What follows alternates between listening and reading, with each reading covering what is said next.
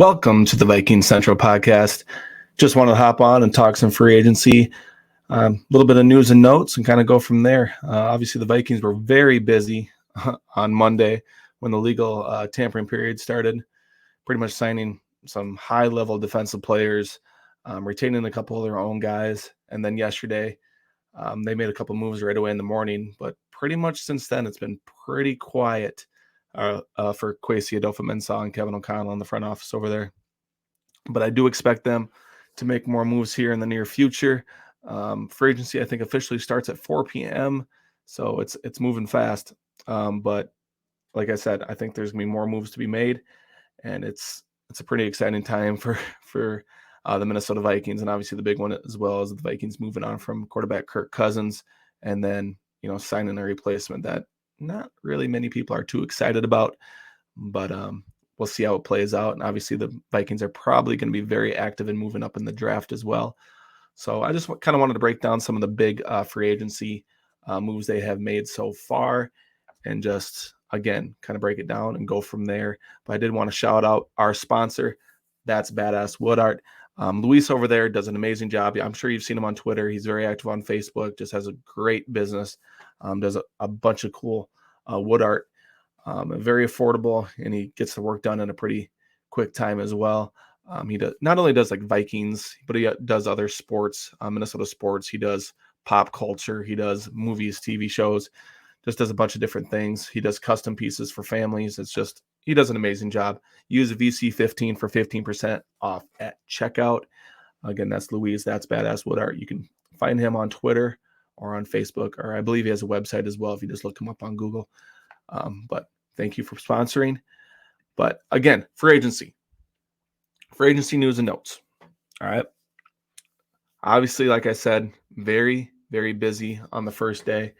They started off with bang. One of the first, I think, signings, I'm pretty sure it was DeAndre Swift signing with the Bears. Then it was Jonathan Grenard. It's Grenard, not Greenard. It's probably either Grenard or Greenard, but it is Grenard. So they signed, obviously, an edge rusher. They needed it. Kind of, signaled an end to Danielle Hunter's run in Minnesota, 9-year career in Minnesota. Just a fantastic career from Danielle Hunter.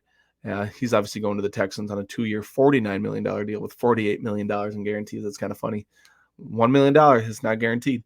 But Grenard had 12.5 sacks last year for the Texans, kind of had a breakout year. He's only 26 years old. The dude can get off the line, and he can get to the quarterback quick. I think it was like 2.51 seconds or something like that, top 5. And the next-gen stats and time to get to the quarterback, snap, get to the quarterback, the 5th fastest, I believe, in the NFL, according to the next-gen stats. They signed him to a 4-year, $76 million deal with $42 million of it guaranteed. PFF projected this pretty comparatively. They project, I think, a 4-year, $76 million deal with $52 million in guarantees. So the Vikings get him for $10 million less in that guarantee spot. Just a guy that's going to fit really well into Brian Flores' system. He's going to be able to get after the quarterback.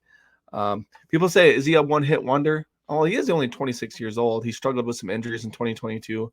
His rookie year, I think he made his debut actually against the Minnesota Vikings. He only had 1 sack his rookie year.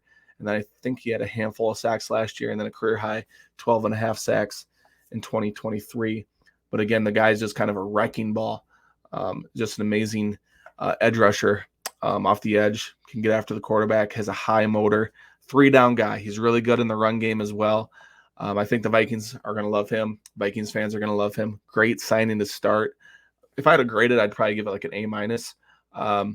It's a pretty rich deal for a guy that hasn't had a super, consistent career up to date. He did have a breakout year, so you're betting on that. You're betting on Brian Flores to make the most of his talent and his potential. So that's going to be a fun one to watch for the next 4 years for the Minnesota Vikings. Another move they made, they did re-sign David Quessenberry and Blake Brandel. Brandel got a decent amount of money. I think it was like a 3-year, $9.75 million with the chance to reach over $11 million. With like $6.5 million guaranteed. So, that's high level backup money, but I think it's kind of insurance in case Brandel needs to start somewhere. Blake Brian O'Neill. Um, hasn't been able to stay healthy the last couple of years. He's missed some games. Randall can slide over to that right tackle spot, or if they can't get something done with Dalton Reisner, he's insurance in the left guard. He can play pretty much 4 spots. I don't think he's played any left tackle because Darius Hall's kind of held that down. He might have, but that's for the other guy, David Quessenberry. He came in.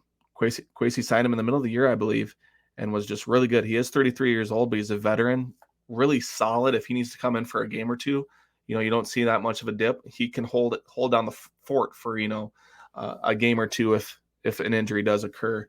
So I really love those 2 re-signings. Just offensive line depth. I have no problem with that at all. I think Quessenberry is a 1-year, $2 million deal. So I just really love those moves for offensive line depth. Now they do need to shore up the left guard. What are they going to do with Dalton Reisner? That's the big one over there. Garrett Bradbury, I know there's been some talks about him maybe getting cut, but I think they're going to need to keep him for continuity purposes now, unless something does change. A bunch of the big centers are off the board already. So, that's what it's going to come down to. If they can, get Dalton Reisner back or another piece, maybe Blake Brandon will have to scoot into the starting lineup. Kirk Cousins, that's the big one. Signs a 4-year deal with the Atlanta Falcons for up to $180 million. Now, it's pretty much a 2-year deal with a bunch of money guaranteed. And then if they do cut him or release him after the second year, they only have like a $10 million dead money hit. So if he is playing well, they'll probably go to the majority of the contract. But say they want to get out of it after 2 years, they can get out of it pretty darn easily. But obviously that's the big piece. Quarterback. What are we going to do at quarterback? Obviously they did sign Sam Darnold, and we'll get to that a little bit later on. Are they going to move up in the draft? Probably. They're going to be one of the teams that are going to be most active to move up into the top 5 if it's J.J. McCarthy or if one of like Drake May or Jaden McDaniels start to slip a little bit. I think McDaniels is for sure going number 2, in my opinion. He just fits with what Washington wants to do, and I think he's had some experience with some of the coaching staff over there in Washington, so that one makes some sense. So if New England's the big one, either they stay put and they take a Drake May, or if Jade McDaniels is there, or God forbid JJ McCarthy, or they could just take best player available, maybe like a Marvin Harrison. And then Arizona, if Marvin Harrison Jr. is out, Arizona's probably a likely maybe to trade back. Los Angeles Chargers are likely to trade back. So I think JJ will be there if they want to trade up to 5, maybe to pick 4, or maybe Drake May has a chance to slip, because that has been the talk that JJ McCarthy might be jumping Drake May. So it is very interesting. Nonetheless, Kirk Cousins, now an Atlanta Falcon. Thank you for your time in Minnesota, but it was time to move on. The Vikings got to figure out the quarterback situation. They're adding all these good pieces. If they can hit on a rookie quarterback with a crap ton of cap space in 2025, the future is very, very, very bright if they can hit that quarterback and move up to the top 5 and grab one of these top quarterbacks in the draft here this April. The next deal, Andrew Van Ginkel, played at USD, then in Wisconsin. I think he started like Missouri State, but a 2-year, $20 million deal with $14 million guaranteed. This guy is ball of energy, great hair. Him and TJ Hawkinson, man, two Vikings at the core. I love this pickup. He has some experience with Brian Flores. Like I said, just a ball of energy, makes a lot of tackles, had 6 sacks. He's just all over the place. Very versatile. Flores is going to love having him on this defense again. Him and Ivan Pace Jr. are going to be a freaking blast from that linebacker position. It's going to be a lot of fun to watch Flores just, maneuver these guys in different packages and just be able to do a lot of different things. But Andrew Van Ginkel, Jonathan Grenard, 2 guys that are really explosive, and they can just get after it sideline to sideline. Obviously, at edge, you don't go so much sideline to sideline, but blitz packages, they're going to be able to get to the quarterback, unlike they did last year. They had some struggles getting to the quarterback. All right. Next one, Blake Cashman, another guy that can just play sideline to sideline. Great coverage linebacker. 3-year deal, $25.5 million. They don't have the guarantees on here, but I think it was around 15 million. He is from Eden Prairie, played for the Gophers. Just a really good linebacker. Again, D'Amico Ryans did an amazing job with him. He's a great coverage linebacker. I mean, Ivan Pace Jr., not so much known for that. He did pretty well, but he's another guy that can play next to Ivan Pace and just, kind of take over the coverage responsibilities there. And they still can move around Josh Metellus if Harrison Smith restructures, move around him. They have so many chess pieces to play in with this defense. It's going to be a lot of fun to watch what Brian Flores does. Now getting to Sam Darnold. I think Tom Pelissero just released the contract details. It is like a true 1-year, $10 million deal. He's getting about $6 million signing bonus and then about $3 million guaranteed. And then he's got some incentives in there. But it is going to reach the $10 million deal. I'm not super crazy about it, but it is a bridge quarterback. It's $10 million for a high-level backup. That's the going rate. It's a little rich in my opinion. I'd probably like to be around that $7 to $8 million deal, but I mean, it is what it is. A rookie's probably going to come in. If the rookie, overtakes him, it's the best case scenario. Okay, Sam, be our backup for 1 year while our rookie quarterback kind of takes over the reins. Or if the rookie's not quite ready, all right, Sam, go play. He's got good arm talent. He's got weapons around him. It's going to be okay. Trust me, it's going to be okay. It's not the most sexiest move, but it's going to be just fine. Aaron Jones, 1 year, $7 million deal coming over from the Green Bay Packers. Green Bay Packer fans hate this with a passion. That's why I love this with a passion. Aaron Jones was one of the best backs after he came from injury. I think he led the league in rushing the last 6 games of the year. He's got some juice left in it. He is turning 30 years old, so he is on the back end of his career, but it was a 1-year deal, and he's going to be ready to play. He's going to have some motivation, especially playing the Packers. He's going to be ready to go, and I can't wait to watch him and Ty Chandler kind of, play off of each other a little bit. Aaron Jones, a really good receiving back. Ty Chandler, really explosive. It's going to be fun to see them be a 1-2 punch. And I wouldn't be surprised if they add a back in the draft as well. I know they got Dwayne McBride, but it's going to be a lot of fun. I think the running game is going to be greatly improved coming into the 2024 season. And they need that for if it's Sam Darnold or a rookie quarterback, they need a better run game. Kicker news. John Parker Romo. He made a 64-yard field goal. There was some kicking competition or something like that over, I think, last week, and he had like 4 offers, and he took the Vikings offer. It's a 1-year deal. I'm guessing they're going to bring another guy in to compete with him, but he's like a all XFL kicker, like the best kicker in the XFL.